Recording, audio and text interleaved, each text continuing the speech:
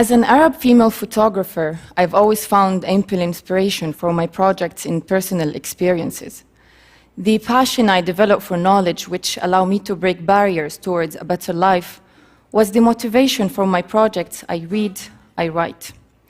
Pushed by my own experience, as I was not allowed initially to pursue my higher education, I decided to explore and document stories of other women who changed their lives through education while exposing and questioning the barriers they face.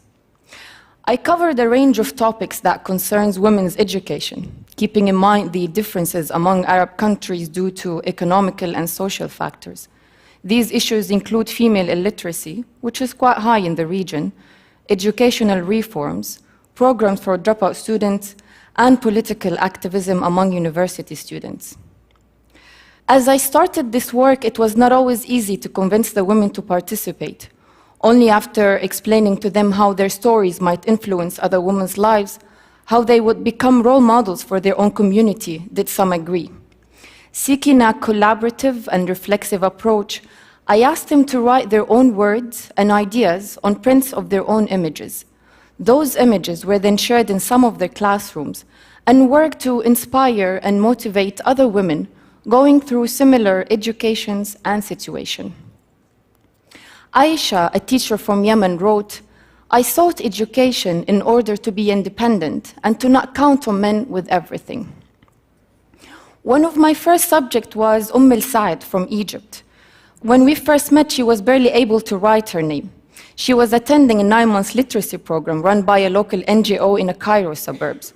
Months later, she was joking that her husband had threatened to pull her out of the classes as he found out that his now literate wife was going through his phone text messages.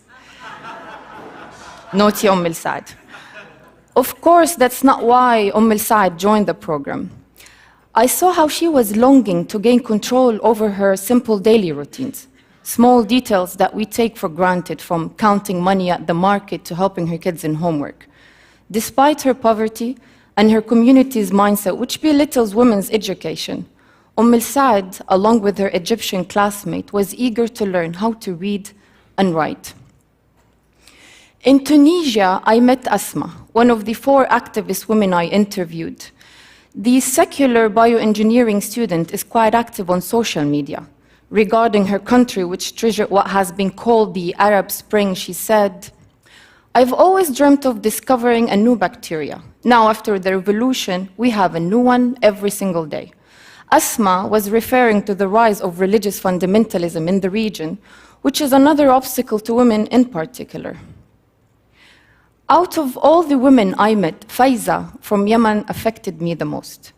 Faiza was forced to drop out of school at the age of 8 when she was married. That marriage lasted for a year. At 14, she became the 3rd wife of a 60-year-old man. And by the time she was 18, she was a divorced mother of 3. Despite her poverty, despite her social status as a divorcee in an ultra-conservative society, and despite the opposition of her parents to her going back to school, Faiza knew that her only way to control her life was through education. She is now 26. She received a grant from a local NGO to fund for her business studies at the university. Her goal is to find a job, rent a place to live in, and bring her kids back with her. The Arab states are going through tremendous change, and the struggles women face are overwhelming. Just like the women I photographed, I had to overcome many barriers to becoming the photographer I am today. Many people along the way telling me what I can and cannot do. Saad, Asma, and Faiza, and many women across the Arab world show that it is possible to overcome barriers to education, which they know is the best means to a better future. And here I would like to end with a quote by Yasmin, one of the 4 activist women I interviewed in Tunisia. Yasmin wrote, "Question your convictions. Be who you want to be, not who they want you to be. Don't accept their enslavement, for your mother birthed you free." Thank you.